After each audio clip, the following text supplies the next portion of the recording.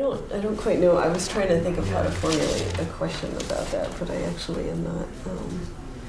I'm not quite sure.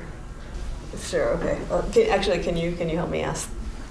that question? I don't really know how to formulate it. Relationship, I guess. Yeah, relationship between inner and 叶教授的下一个问题，因为这段是那个前几次讲座里面啊，在叶教授的这个课堂里面，那么宽波也提到了这个内环保这个意思嘛，那么作为我们作为社会科学家啊，包括叶教授我啊，对这个可能没有很深度的了解嘛，那么能不能就是从这个科学的角度来讲一下，阐述一下？上次这个佛教的理念，内环保是什么一个意思？从那个佛教的理念呢，就是讲这个内环保呢，就是可能就讲法就比较多，但是从我们一般就是现在就是提倡的呢，就是说每个人就生存在这个时间当中的时候呢。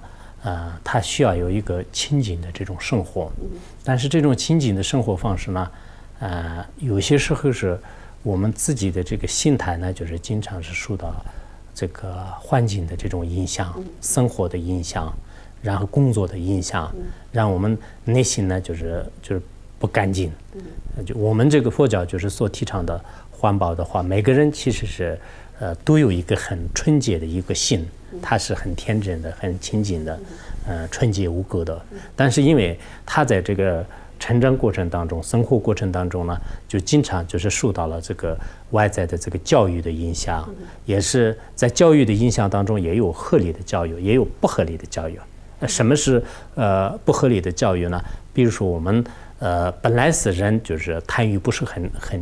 严重的，但是现在的很多的什么品牌文化市场消费啊，那么他们呢就是把我们的这个内心的这种满足感呢就是膨胀，就是最后呢不满足，就本来是我们需要一个小小的房间就人类生存应该是可以够的，但是呢因为欲望的这个扩大呢，就是一定要让你就是要这里一栋房子那里一栋房子，那这个时候呢我们的内心的这个环境呢就是造成这个污染，就是造成什么污染呢？贪欲的污染，就贪欲呢我们在这里变成一种相当于是一种这个环境对内心的这个环境的一种破坏。就还有呢，我们本来是自己内心很清净的，但是呢，因为外面的一些关系不好啊，就你经常产生嫉妒心啊、嗔恨心啊，这些都是我们就是内心不干净的，就是好多的因素。所以我们觉得是一个是外在的这种环境，就是也是很重要的，但更重要的可能内心的环境。因为我在西藏呢，就是经常看到很多有些出家人。有些出家人的话呢，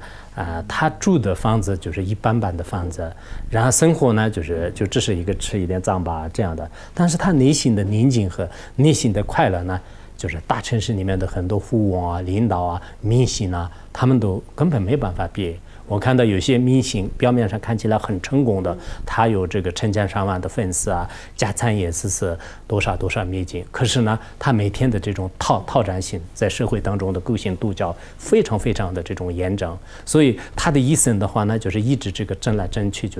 就各种各样的，就是包括他的一些职业啊、地位啊，就竞争也是很强。这样以后的话呢，我们本来是一种内心清净的这种环境呢，就是最后被各种社会的污染，所以我们佛教呢，就是怎么讲呢？就是要人类本有的，就是应该争取的，就是要值得积极的去面对争取，但是不应该的，有些虚假的，有些就是有一些相当于是通货膨胀一样的，就外面的虚构的一些东西的话呢，就尽量的这个原理，就是人自己内心呢，就是要取舍这两个，就否则的话呢，就是随着别人的这种宣传和广告，我们要做的话呢，可能一生当中一直做不完，就是到最后离开的时候呢，还是很这个痛苦的，就无法演奏。